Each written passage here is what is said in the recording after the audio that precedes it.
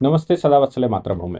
हम लोग चर्चा करने जा रहे हैं ऑनरेबल सुप्रीम कोर्ट की 3 जजेस की बेंच ने एक जजमेंट रिजर्व रखा था। और उस केस में जो मेन इशू था वो ये था कि सुप क्या जो जजेस की एंट्री लेवल है उसका कोई मानक तय होना चाहिए। मानक तय हो तो कितना तय हो। ऑनरेबल जस्टिस आज की जो नए चीफ जस्टिस हैं ऑनरेबल जस्टिस B.R. गवाई, ऑनरेबल जस्टिस A.G. मसीह और ऑनरेबल जस्टिस के विनोद चंद्रन, इन 3 जजेस की बेंच है। और वर्डिक्ट ऑल इंडिया जजेस एसोसिएशन केस, ऑल इंडिया जजेस एसोसिएशन केस, ऑल इंडिया जजेस एसोसिएशन केस में जो सबसे बड़ा इशू है वो ये है कि एंट्री लेवल के जो जजेस हैं उनकी कुछ आर्यताएं होनी चाहिए। क्या उनकी कुछ मिनिमम प्रैक्टिस होनी चाहिए। बात यहाँ पर है कि ऐसा नहीं है कि नीचे लोअर में अच्छे जजेस नहीं होते, वो काबिल नहीं होते। नीचे लोअर के अलावा डिस्ट्रिक्ट कोर्ट में काबिल लोग नहीं होते या हाई कोर्ट में काबिल लोग नहीं होते। काबिल होते हैं, परिस्थिति उनको नौकरी करने के लिए मजबूर करती है और उस परिस्थिति से वो वहां पर जाते हैं। लेकिन उनका एलिवेशन नहीं होता, और जिनका एलिवेशन हो भी जाता है वो पता लगता है कि वो काबिल हैं वाकई। ऑनरेबल जस्टिस बेला त्रिवेदी का अभी अभी रिटायरमेंट अभी हुआ नहीं है, अगले महीने होने वाला है। उनका फेयरवेल का मामला सुप्रीम कोर्ट में हुआ था और वो उस पर कुछ विवाद भी हुआ था। ऑनरेबल जस्टिस बेला त्रिवेदी एक इलस्ट्रेशन है जो डिस्ट्रिक्ट कोर्ट से सेलेक्ट हुई, यानी कि एग्जाम दे के सेलेक्ट हुई। सेलेक्ट होने के बाद वो हाई कोर्ट पहुंची, हाई कोर्ट के बाद वो सुप्रीम कोर्ट पहुंची और सुप्रीम कोर्ट से रिटायर हो रही। तो उन्होंने सुप्रीम कोर्ट में भी, मतलब नीचे डिस्ट्रिक्ट कोर्ट से काम करते हुए सुप्रीम कोर्ट तक पहुंची और उन्होंने परफॉर्मेंस दी। अब कुछ अच्छे कुछ खराब, कुछ हमारे पक्ष में कुछ हमारे विरोध में जजमेंट होते हैं। कोर्ट को हम ये मान के चलते हैं कि उन पर परमात्मा की कृपा है, उन पर विद्या की देवी विराजमान है और उस समय वैसा ही उनका मूड बनाती है जैसा कि परमात्मा बनाना चाहता है और उसके अनुसार वो जजमेंट देते हैं। सवाल यहाँ पर बहुत गंभीर है। 2002 में ऑनरेबल सुप्रीम कोर्ट ने मिनिमम प्रैक्टिस क्राइटेरिया की रिक्वायरमेंट बताई थी और ये कहा था कि भाई मुंसिफ मजिस्ट्रेट के लिए, 2002 की बात मैं कर रहा हूँ, मुंसिफ मजिस्ट्रेट के एग्जाम के लिए वो जो फ्रेश ग्रेजुएट भी आ सकते हैं। लेकिन बाद में सुप्रीम कोर्ट को ये विचार करने पड़े कि वाकई में लॉयर कितनी प्रैक्टिस का होना चाहिए। फिर क्या हुआ कि बार बार इस तरह के केसेस हाई कोर्ट्स में जाते रहे और उसका कारण बहुत गंभीर है। गंभीर कारण यह है कि अभी आपको याद होगा सीनियर एडवोकेट के मामले में ऑनरेबल सुप्रीम कोर्ट ने एक इन्वेस्टिगेशन बिठाया था। एक मैटर 2 दिन पहले फिर सुप्रीम कोर्ट में आया, एक याची सुप्रीम कोर्ट में आया और उन्होंने कहा कि हमने तो साहब को कोई कॉम्प्रोमाइज़ किया ही नहीं, ये कॉम्प्रोमाइज़ किस आधार पर हो गया। उनके बिहाफ पर कोई एडवोकेट खड़े हुए, सीनियर एडवोकेट का मतलब एडवोकेट खड़े हुए, उन्होंने अपीयरेंस भी दी और ऐसे किसी एडवोकेट की अपीयरेंस दी जिनका देहांत हो चुका था या जो प्रैक्टिस छोड़ चुके हैं। अब वो जब पार्टी के ऊपर डिग्री बन गई और डिग्री बनने के बाद वो इम्प्लीमेंटेशन का नंबर आया तो पार्टी को पता लगा कि भाई हमने तो समझौता कर लिया है। तो उन्होंने कोर्ट के सामने गुहार लगाई कि मैंने तो कोई समझौता किए नहीं, इवन सुप्रीम कोर्ट में मैंने प्लीड ही नहीं किया, सुप्रीम कोर्ट में मेरा कोई वकील ही नहीं था, सुप्रीम कोर्ट कैसे तय कर सकता है। अब सुप्रीम कोर्ट ने जब एफिडेविट देखा और तो उनकी आंखें भन रह गई। उन्होंने वकीलों को पता करने की कोशिश करी, जो अपेयरेंस इनकी थी मालूम पड़ा वो तो सफर्जी है। अब आप सोचिए सुप्रीम कोर्ट में कोई एडवोकेट खड़े हुए और खड़े होने के बाद उन्होंने किसी और के वकालतनामे लगाए और के वकालतनामा लगाने के बाद वो डिग्री लेकर चले गए। ऐसे ही सुप्रीम कोर्ट ने जितेंद्र वर्सेस एनसीटी दिल्ली के मामले में भी, अभी काला allies Jitendra versus NCT Delhi के मामले में सुप्रीम कोर्ट के सामने इसी तरह का मामला आया कि कन्विक्ट ने सुप्रीम कोर्ट में गुहार लगाई कि साहब हमारी प्री मेच्योर रिलीज होना चाहिए, हम एलिजिबल हैं। सुप्रीम कोर्ट ने नोटिस जारी कर दिया। बाद में जब सरकार प्रेजेंट हुई तो उन्होंने कहा कि साहब इसमें जो जजमेंट है वो नॉट लेस देन 20 ईयर्स है, मतलब 20 साल से कम की सजा हो ही नहीं सकती, तो हम इनको प्री रिलीज कैसे कर सकते हैं। सुप्रीम कोर्ट ने जब एफिडेविट देखा, पिटीशन देखी, तो उन्होंने कहा इसमें तो ये छुपाया गया है। और मजे की बात है कि सीनियर एडवोकेट को खड़ा किया गया था। बाद में एओआर को बुलाया गया, एओआर से पूछा, सीनियर से पूछा और बाद में इस बात को लेकर सुप्रीम कोर्ट में जुडिशियल साइड का एक ऑर्डर करना पड़ा कि ये जो सीनियर एडवोकेट का डेजिग्नेशन है, इस डेजिग्नेशन की प्रक्रिया बदलनी चाहिए। इस प्रक्रिया से सही सीनियर एडवोकेट डेजिग्नेट नहीं हो रहे हैं। और ये वाले मामले में जो मैंने पहले वाला बताया, इस मामले में ऑनरेबल सुप्रीम कोर्ट ने इन्वेस्टिगेशन लिख दिया है। रजिस्ट्रार जनरल को उन्होंने कहा है कि आप इस पर इन्वेस्टिगेशन करें कि आखिर ये कौन लोग थे जो कोर्ट में प्रेजेंट हुए और डिग्री लेकर चले गए। क्लाइंट के ऊपर एडवर्स इफेक्ट पड़ा, पार्टी के ऊपर एडवर्स इफेक्ट पड़ा, लेकिन वकील तो आए ही होंगे। कौन था, बहरूपिया था, असली थे, नकली थे, अच्छे थे, खराब थे। इसी तरह की प्रैक्टिसेस में एक बात और निकल कर आती है, वो ये आती है कि मजहर सुल्तान के केस में ऑनरेबल सुप्रीम कोर्ट ने खुद कहा था, हाउ द जजेस can compare with the advocates, advocates are always superior then the जजेस। जज से एडवोकेट सदैव सुपीरियर होता है, क्योंकि वो रिसर्च करता है, वो मैटर को निकाल कर लाता है, वो बहुत दिमाग लगाता है, वो बहुत मेहनत करता है। जजेस दोनों की बात सुनने के बाद जिससे कन्विंस होते हैं उसको ऑर्डर कर देते हैं, लेकिन जो रिसर्च का काम है, जो जो basic pin point, basic structure को ढूंढने का काम है, वो सब एडवोकेट्स ने करते हैं। मामला तो कुछ ऐसा था कि कुछ जजेस अपने आप को एडवोकेट से कंपेयर करके हायर जुडिशल सर्विसेज का एग्जाम देना चाहते थे। नीचे के लोअर के जजेस वो कहते थे कि साहब हम तो जज बन चुके हैं, ये लोग अगर एग्जाम दे सकते हैं, डायरेक्टली जिला जज बन सकते हैं, तो मैं क्यों नहीं। तभी सुप्रीम कोर्ट ने ऐसा कहा था। अब ये जो बातें हैं सुप्रीम कोर्ट की, इसका एक एडवर्स इफेक्ट, बहुत सारे हाई कोर्ट ये कहते हैं कि कम से कम 2 या 3 साल की प्रैक्टिस होनी चाहिए, तभी जुडिशल अफसर सेलेक्ट होना चाहिए। अगर 2-3 साल की प्रैक्टिस के बगैर जुडिशल अफसर सेलेक्ट होता है तो साहब वो बहुत गड़बड़ करता है, वो फ्रेशर होता है, फ्रेशर जज बन जाता है, तो फिर वो जजमेंट अच्छे नहीं दे पाता और बड़ी सारी समस्याएं होती हैं। इसलिए फ्रेश ग्रेजुएट को नहीं ना देकर हम एक्सपीरियंस को देंगे।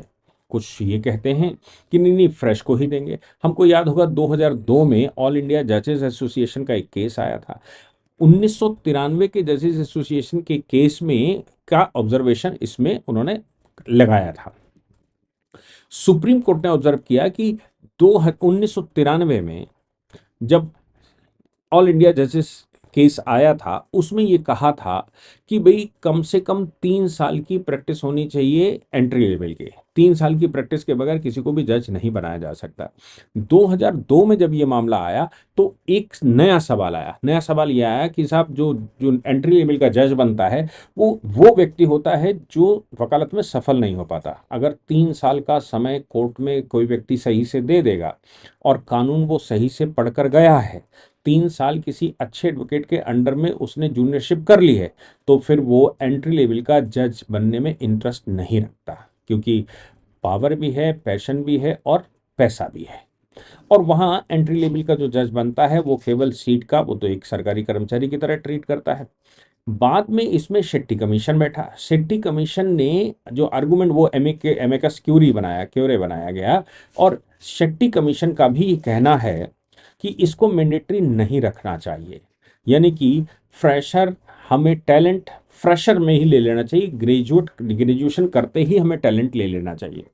अब उसका एक और परिणाम निकल रहा है। वो एक परिणाम ये निकला, पूरे देश में जुडिशियल सर्विसेज की वैकेंसी खाली जाती है, पूरे देश में। कहीं पर भी मैं नहीं समझता कि पूरी भर पाती है एक बार में। उसका कारण है कि कोचिंग इंस्टीट्यूट्स का एक जमावड़ा है, उन्होंने एक शोशेबाजी करके एक आभा मंडल क्रिएट कर दिया है।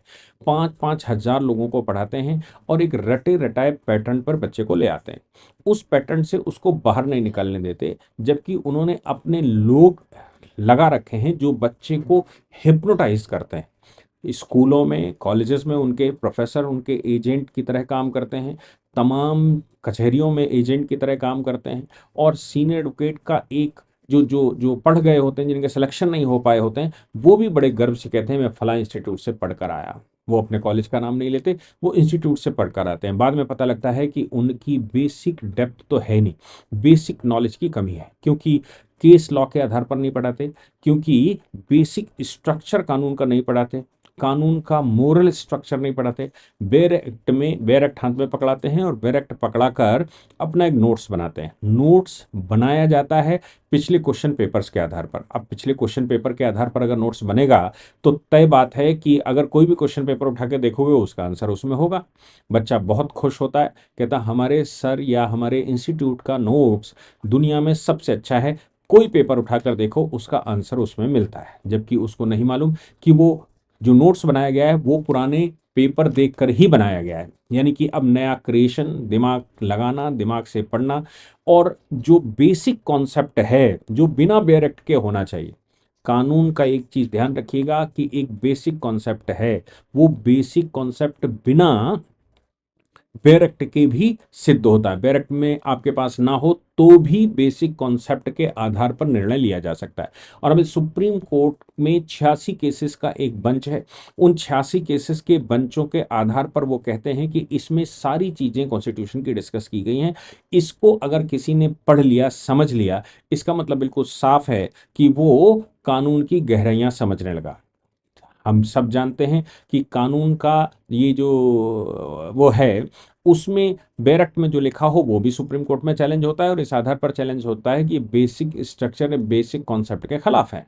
अब बैरक्ट में लिखा है, पार्लियामेंट से पास हुआ है, फिर भी बेसिक कॉन्सेप्ट के खिलाफ, इसका मतलब ये हो गया कि बैरक्ट के भी ऊपर अगर कोई चीज आती है तो कानून का बेसिक कॉन्सेप्ट है। कानून रटने वालों के सिलेक्शन नहीं होते, उनका दायरा छोटा रहता है। बच्चा आज पढ़कर जाता है, 5 6 7 साल 8 साल बाद उसको समझ आता है कि हमें कैसे पढ़ना चाहिए। इंस्टीट्यूट के पास उसकी फोटो रहती है, जब भी वो 8 साल बाद सेलेक्ट होता है तो इंस्टीट्यूट उसकी फोटो छाप देता है और कहता है ये हमारे सिलेक्शन है। वो 20 20 25 25 30 30 साल से इंस्टीट्यूट पढ़ा रहे हैं, 5 5 हजार बच्चे साल में पढ़ाते हैं। अब तो ऑनलाइन जब से शुरू हुआ है तो ऑनलाइन में बहुत सारी संख्या आती है, और उसके बाद सिलेक्शन होते हैं 50 सिलेक्शन 25 साल पढ़ाए हुए बच्चों के। इसका मतलब ये हो गया कि जो अच्छा खासा पढ़ा लिखा व्यक्ति इंस्टीट्यूट उन इंस्टीट्यूटों में गया जो कॉन्सेप्ट छोड़कर वो केवल और केवल बैरक्ट पढ़ाते हैं, केवल अपना नोट्स पढ़ाते हैं, नोट्स के बाहर नहीं जाने देते, बुक हाथ में नहीं पकड़ाते हैं, बच्चे को अपना नोट्स बनाने की प्रेरणा नहीं देते हैं, बच्चे को अब बेसिक कॉन्सेप्ट बताने की कोशिश नहीं करते हैं। बेसिक कॉन्सेप्ट अगर बताया जाए तो बच्चे को खुद नोट्स बनाना होगा, बेसिक कॉन्सेप्ट बताया जाए तो उसको बैरक्ट अपने आप समझ में आएगा, बेसिक कॉन्सेप्ट बताया जाए तो उसको आंसर राइटिंग अपने आप आ जाएगी, उसको कुछ और करवाने की आवश्यकता नहीं है। और ऐसा बच्चा जो अपने हाथ से नोट्स बनाता है, अपने आप उसको समझता है और बुक्स को रेफर करता है, केस लॉस को रेफर करता है, नोट्स को छोड़ देता है, तब उसका सिलेक्शन होता है। अन्यथा अगर वो नोट्स और बैरक्ट पर डिपेंड रहता है कोचिंग इंस्टीट्यूट्स के, तो वहाँ उसका सिलेक्शन नहीं होता। केवल वो शोशेबाजी में बना रहता है कि अच्छी बिल्डिंग में पढ़ा था, अच्छे इंफ्रास्ट्रक्चर में पढ़ा था, पोलाइटली सर बोलते थे या मैडम बोलती थी, बड़े अच्छे से लोग बिहेव करते थे। सच ये है कि अच्छा बिहेव, अच्छे से कन्विंस करना, अच्छा इंफ्रास्ट्रक्चर खड़ा होना, एसी की, डबल एसी की क्लासेस होना, और बहुत सारी चीज़ें, ये क्वालिफिकेशन नहीं है, ये केवल मन का धन है। क्वालिफिकेशन क्वालिफाई तभी होता है जब वो बेसिक कॉन्सेप्ट समझकर अपने आप बैरक्ट लिखने की हैसियत रखने लगता है। कोचिंग इंस्टीट्यूटों में इतनी बड़ी भीड़ भी रहती है कि बच्चा क्रॉस क्वेश्चन नहीं कर सकता। अगर क्रॉस क्वेश्चन करता है तो सर उसका जवाब इसलिए नहीं देते क्योंकि सर को कोई जवाब मालूम नहीं है। सर को जवाब मालूम नहीं है का मतलब ये साफ है कि सर का भी अपना एक दायरा है। सर खुला कॉन्सेप्चुअल डिस्कशन करना ही नहीं चाहते। ऐसे बच्चे का सिलेक्शन नहीं होता, वैकेंसी खाली जाती है। तो अब सुप्रीम कोर्ट ने जब वैकेंसी खाली जा रही थी या वैकेंसी नहीं भरती है, तो सुप्रीम कोर्ट का मानना ये था, पीछे धीरे धीरे जब अमेंडमेंट हुए तो मानना ये रहा कि भाई फ्रेशर को ले लेना चाहिए, उसको तैयार करना चाहिए, उसकी 1 साल और 2 साल की ट्रेनिंग होनी चाहिए, 2 साल ट्रेनिंग खुद दीजिए और उसको तैयार करके वहां पर भेज दीजिए।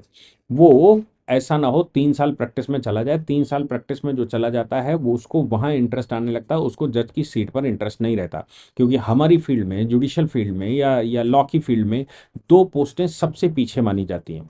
ऐसा कहा जाता है, मैं कह नहीं रहा हूँ प्रोफेसर सबसे उच्च होता है, इसमें कोई शक नहीं, ऐसा कहा जाता है जिसको कोई अपॉर्चुनिटी नहीं मिलती वो प्रोफेसर हो जाता है, और जिसको उससे थोड़ी अच्छी अपॉर्चुनिटी मिलती है वो जज हो जाता है।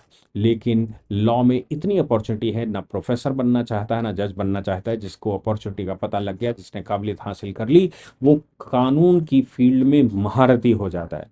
उसकी फर्स्ट जनरेशन प्रैक्टिस हो या सेकंड जनरेशन या थर्ड जनरेशन प्रैक्टिस हो, 2 4 केसेस उसके पास आते हैं, उसमें ही वो अपनी महारत सिद्ध कर देता है और बाकियों के आगे चलना शुरू कर देता है।